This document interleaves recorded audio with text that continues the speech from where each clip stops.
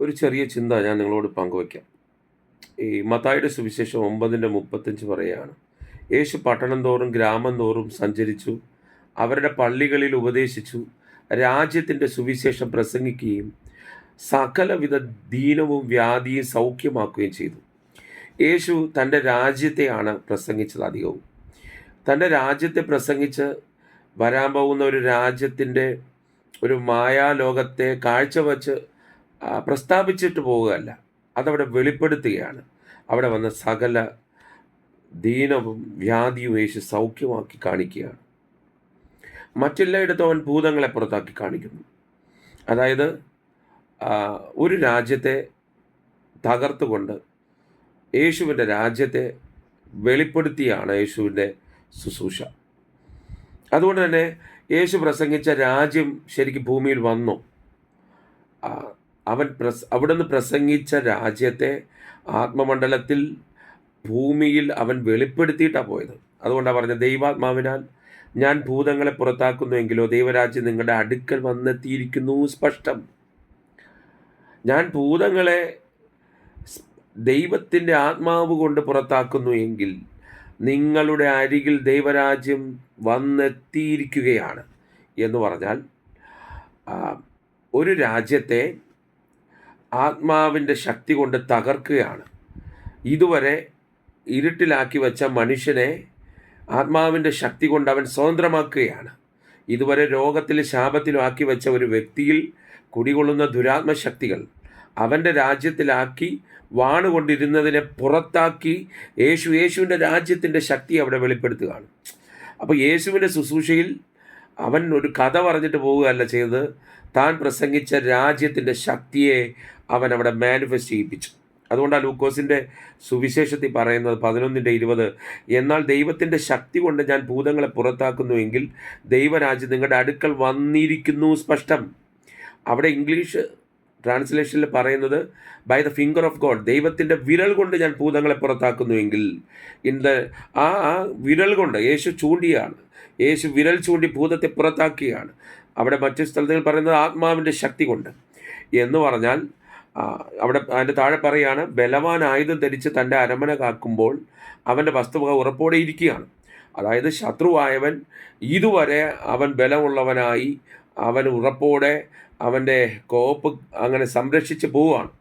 അവൻ്റെ രാജ്യത്തെ ഇവിടെ എസ്റ്റാബ്ലിഷ് ആക്കിക്കൊണ്ടിരിക്കുകയാണ്. അപ്പോഴത്തേക്കുമാണ് ഇതാ സ്വർഗത്തിൽ നിന്ന് ഒരുവൻ ഇറങ്ങി വരികയാണ്.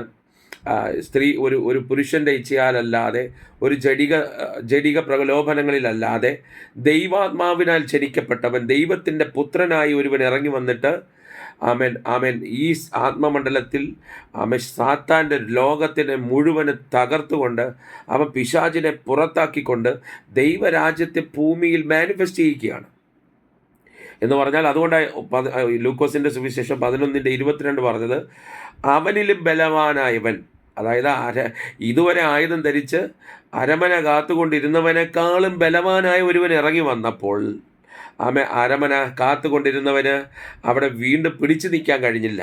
കാരണം വന്നവൻ അവനേക്കാൾ ശക്തനായകയാൽ എന്താ സംഭവിച്ചേ, അവനിലും ബലവാനായും വന്നു, അവനെ ജയിച്ചു. എങ്കിലോ അവൻ ആശ്രയിച്ചിരിക്കുന്ന സർവായുധ വർഗം പിടിച്ചു പറിച്ച അവൻ്റെ കൊള്ള പകുതി ചെയ്യുന്നു. അതുകൊണ്ടാണ് കൊലോസ്യ ലേഖനം പറയുന്നത്, ക്രൂശിൽ അവൻ്റെ ആയുധത്തെ മുഴുവനും ഉരിഞ്ഞു വെപ്പിച്ചു. ബലവാനാണെന്ന് നടിച്ചു നിന്നവൻ്റെ ആയുധത്തെ ഉരിഞ്ഞു വെപ്പിച്ച് അവൻ്റെ കൊള്ളയെ പിടിച്ചെടുത്തവനാണ് എൻ്റെ യേശു. അവൻ്റെ ആധിപത്യത്തെ തകർത്തിട്ട് ദൈവത്തിൻ്റെ രാജ്യത്തെ സ്ഥാപിച്ചവനാണ്. അദൃശ്യമണ്ഡലത്തിൽ, ആത്മമണ്ഡലത്തിൽ കിങ്ഡത്തെ എസ്റ്റാബ്ലിഷ് ചെയ്തവനാണ് എൻ്റെ ദൈവം. അവൻ നമ്മൾ വിചാരിക്കുന്നു നാളെ വന്ന് അവൻ ചേർത്ത് കഴിയുമ്പോൾ ദൈവരാജ്യത്തിൽ എത്തുന്നു എന്നാണ്. ഓക്കെ, അത് അക്ഷരികമായ രാജ്യത്ത് നമ്മളെത്തും. പക്ഷേ ഇപ്പോൾ അദൃശ്യമണ്ഡലത്തിൽ നിങ്ങൾ ദൈവാത്മാവിനാൽ ഭൂതങ്ങളെ പുറത്താക്കുന്നു. ദൈവത്തിൻ്റെ ആത്മാവിൻ്റെ ശക്തി കൊണ്ട് ദുരാത്മാക്കൾ വിട്ടുപോവുകയാണെങ്കിൽ ഒരു രാജ്യം അവിടെ തകരുകയാണ്. നീ ആത്മാവിൻ്റെ ശക്തി കൊണ്ട് ഒരു അന്ധൻ്റെ കണ്ണ് തുറക്കുകയാണെങ്കിൽ, ഒരു മുടന്തൻ നടക്കുകയാണെങ്കിൽ, ഒരു രോഗി സൗഖ്യമാകുകയാണെങ്കിൽ, ഒരു തളർവാദ രോഗി എണീക്കുകയാണെങ്കിൽ അവിടെ ഇരുട്ടിൻ്റെ ആധിപത്യം തകരുകയും പുത്രൻ്റെ രാജ്യം അവിടെ വെളിപ്പെടുകയും ചെയ്യുകയാണ്. അപ്പോൾ ഈ കിങ്ഡത്തിൻ്റെ പ്രസംഗവും ദൈവരാജ്യത്തിൻ്റെ വചനം അത് അതൊരു അതൊരു അതൊരു അതൊരു ശക്തിയാണ്. അതൊരു ശക്തിയുടെ മാനിഫെസ്റ്റേഷനാണ്. ഇതൊരു കഥ പറച്ചിലല്ല.